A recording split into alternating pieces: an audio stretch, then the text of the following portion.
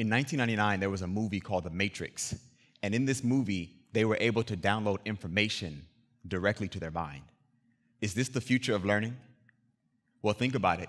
Elon Musk is creating the Neuralink, the ability for our minds to communicate directly with computer devices.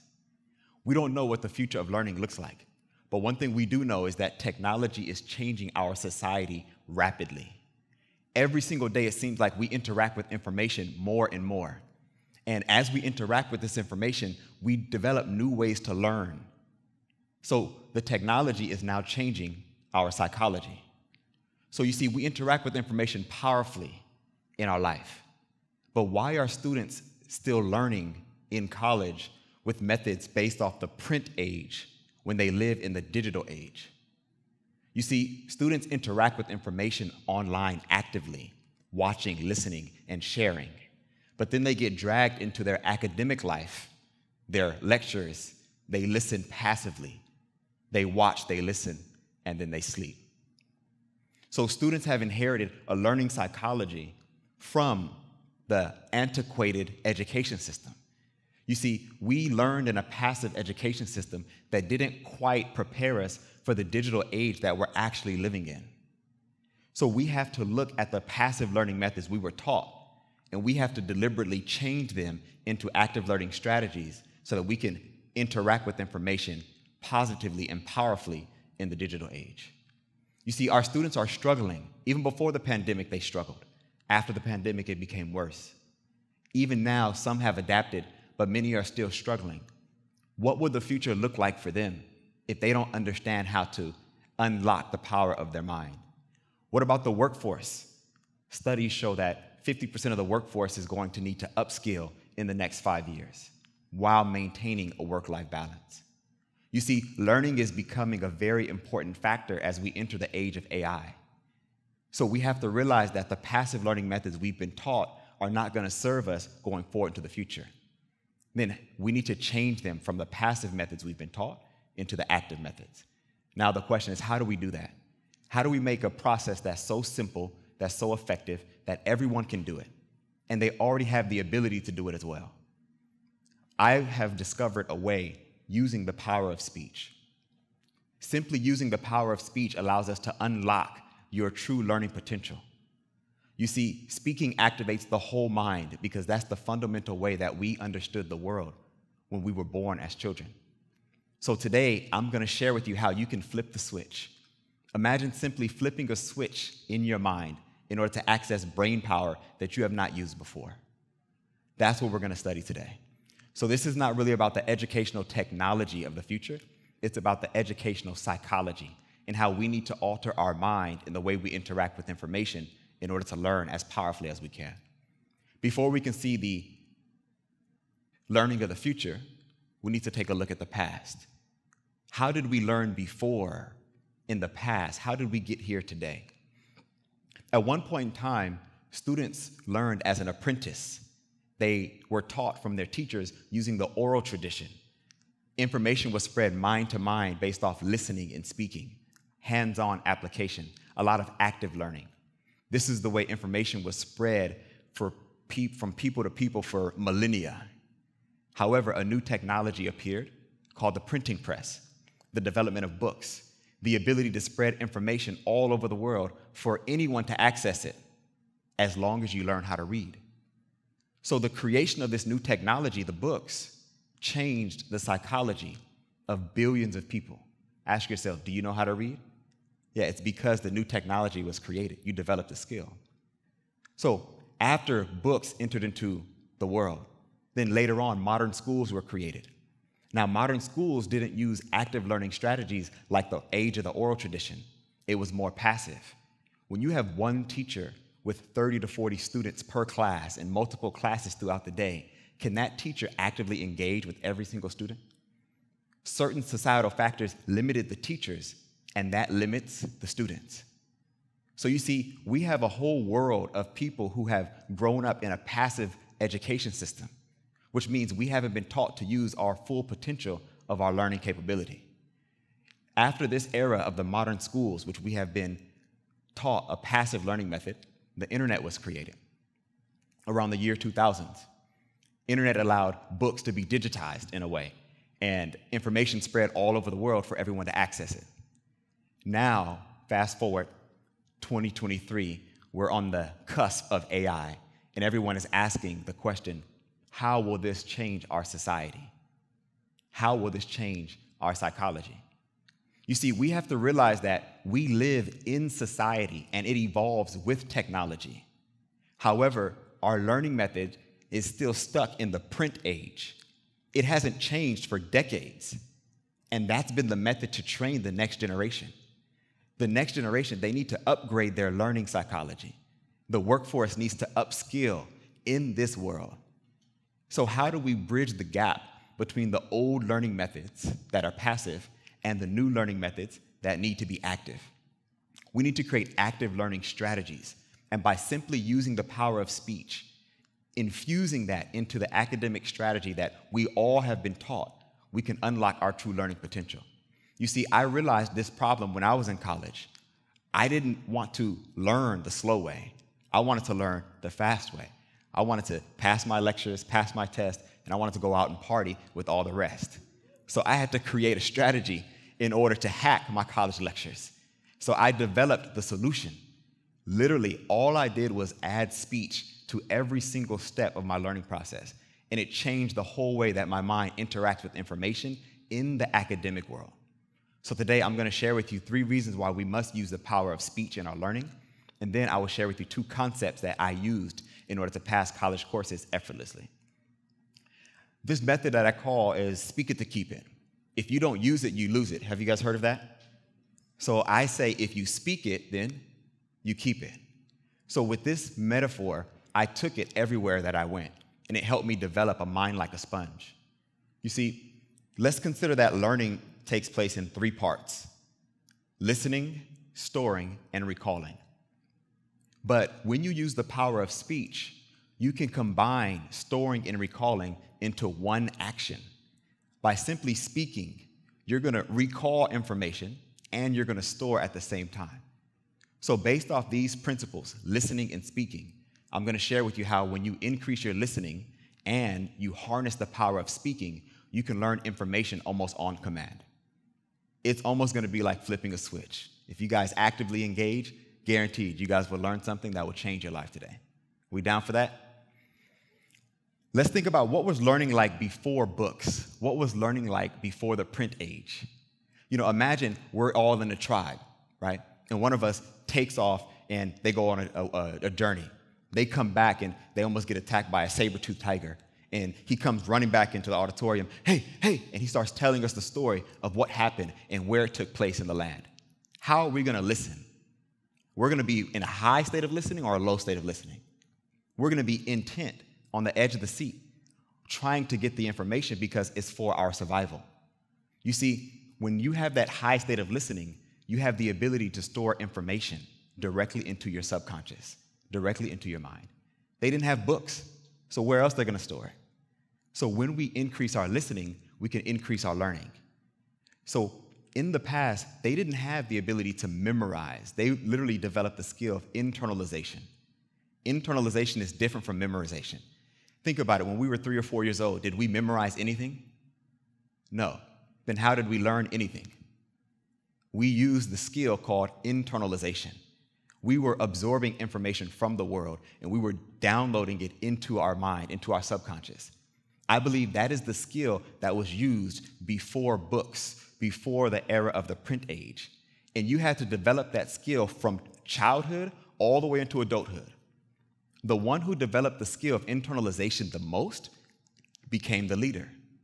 Because as he or she would acquire information and store it in the mind, then they begin to speak and share that information. Hey, if you want to find food, you need to find it here. Hey, watch out for that animal. He lives here. Hey, he does this. That was the way we communicated. So listening and speaking is the fundamental way of learning. What I'm explaining to you is not based off my opinion. It's based off biology. Not even psychology. It's based off biology. So when we activate this true ability, then we can actually interact with this information age that we live in more powerfully. Why do I say it's based off biology? because you yourself have experienced the skill of internalization. You have this power hidden within your minds right now. Where did you experience it? Think about how you learned when you were a child. When we grew up, did we learn how to speak first, or did we learn how to read first? Children learn how to speak before they learn how to read. They have an active experience. They discover the world. They listen, they see, they hear, they touch, and they taste. So they absorb information. Listening means absorbing information. It's not done just with your ears. It's done with your whole mind. And as we absorbed information, we stored it in our mind, and then we spoke. And as we spoke, we confirmed the associations that we made. This is the fundamental way of learning. But when we entered school or the education system, how many of us were continuously taught how to speak better in school? I wasn't.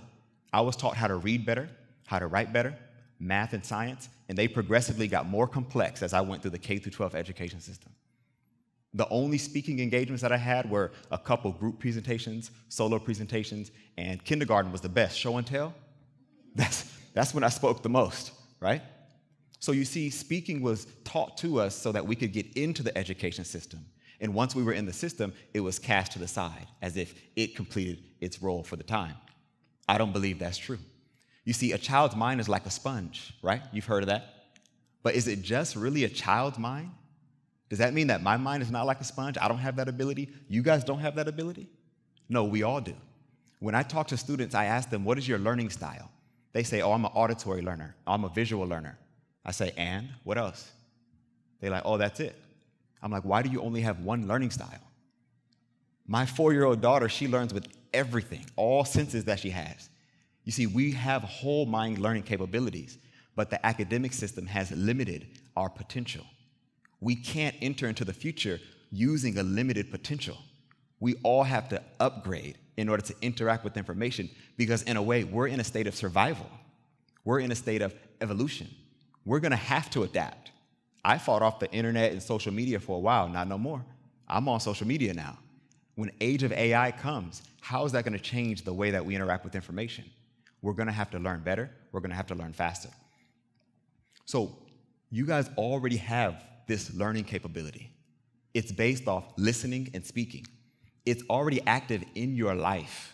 It's just not active in your academic life. It's just not active in your learning sessions.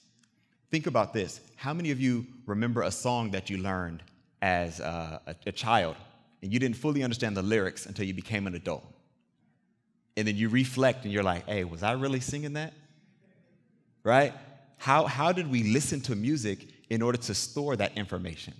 Or what about when you watch a movie and it's so engaging that a certain scene resonates with you, and then you go and explain the sequence of events almost perfectly to a friend or a family member? Or what about a story that you had of a family member who did something wild, and you can never forget it, partly because you tell it over and over again at every event that you can, partially to embarrass them, right? You see, how is our mind able to store these instances of information so vividly? Why isn't this true memory ability used in the academic learning process? How do we transfer the active learning state that we already have, that we already use in our active life, into the academic system? Simply by using the power of speech, we can help students unlock their whole mind learning ability, increasing the listening and increasing the speaking. When I was in college, I created a method called the Lecture Max Learning Method. My goal was to maximize learning in lectures so that I don't have to study after the lecture.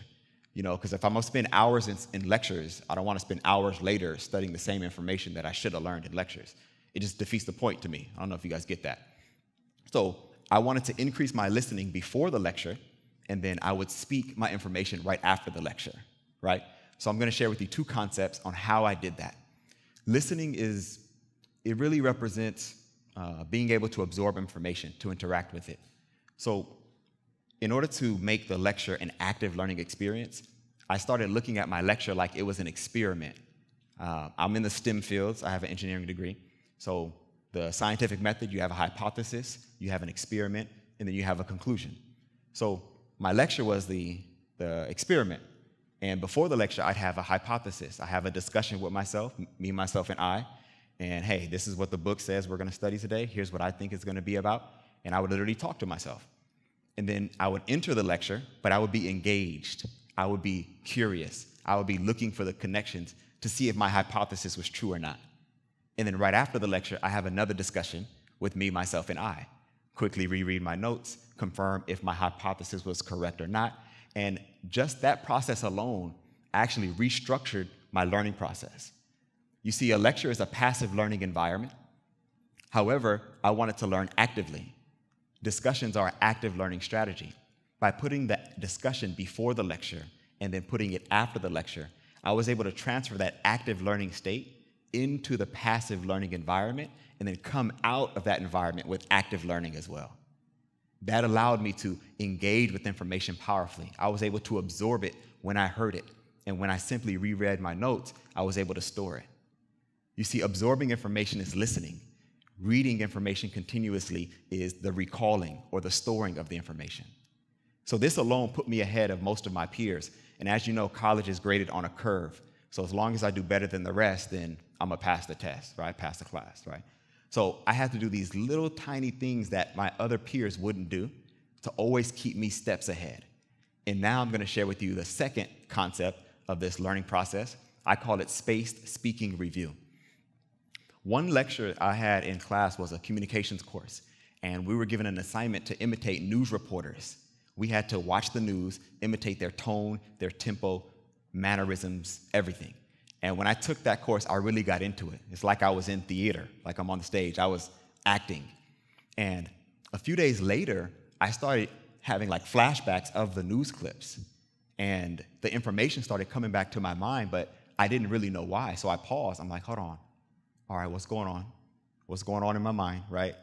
I'm very aware of my thinking processes. And I said to myself, okay, if this works like I think it works, what if I recite my lecture notes? I need to try that. So after my lectures, I would take my notes and I would hold them like it was a script and I would recite them out loud. And I started putting emotion into it. I started getting passionate. And then little by little, I started developing the ability to internalize information instantly.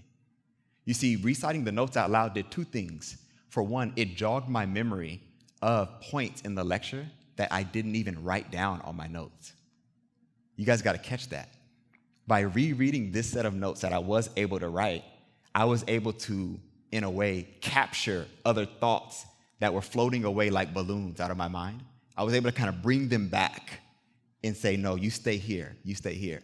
I want all this information in my mind. By reciting it, that's how I jogged my memory. The second thing is I began to internalize information, internalize my notes. You see, by recalling the notes, by reciting them and speaking them, I was listening to them. And then I was adding emotion. And then my mind was encoding them. I don't have all the science behind it, but the science is there. You guys can look it up. It works. This is how we learn as humans. So by simply adding speech, even it works with the online learning. You know, how many of us have watched a YouTube video, hit pause, and then recite what we just heard on a YouTube video? Anyone done that? Yeah, okay. That's it. That's the beginning of the strategy. I do it all the time. So the best part about this is not only did it help me right after my lectures, I would go have discussion groups with my peers, and they would have questions. Guess who would offer the answers?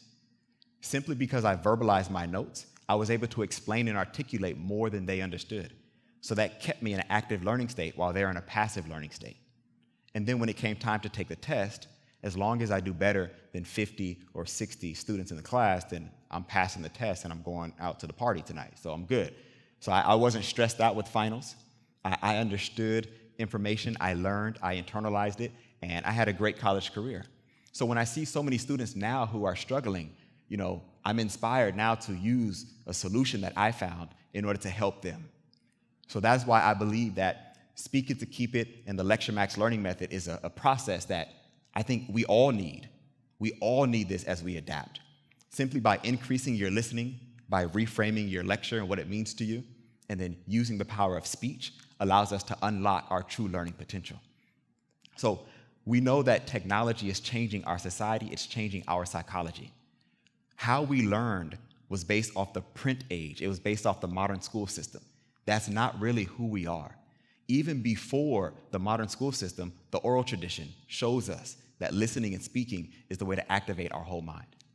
Now, imagine in the future when AI fully sets in, we may be able to have a conversation. Hey, AI, I want you to read this book, chapter 32. I have a lecture on it. Okay, I just read it. Okay, let's talk about it. What's it about? This and this and this. Oh, okay, okay. So now you can have a conversation with AI before you go to your lecture. In a way, isn't that a return to the oral tradition? You see, listening and speaking is a natural part of human biology, so we can't get away from it. Those who actually take this strategy and employ it, I believe they will be the leaders of the future because it's natural. Everyone can learn it. We all do it. It was just taken out of the academic system. So now we think it's strange to put it back in the academic system, but we have no choice. We have to flip that switch now in order to activate our whole mind learning potential. So my challenge is to get this information out to as many people as possible so that I can say that I helped, because we all want to help. Of course, the world is crazy, it's chaotic, but I participate in an organization called the International We Love You Foundation. And this foundation takes on problems and challenges that seem too big for it to tackle. This organization has taken on challenges that even governments of certain countries couldn't fulfill. So by me seeing what this organization is doing, it gave me the courage to stand up here today and share with you this learning strategy. If this strategy helps you, or you know it could help another student, then please employ it. When we work together, then we can empower each other. If we can save time from the students so they don't have to study as much, then they can pursue self-development. They can find their purpose. They can find out what their why is in life. So my ultimate goal is to develop an academic program that becomes an empowerment program so that we can all make efforts to do good in the world that we live in. Thank you.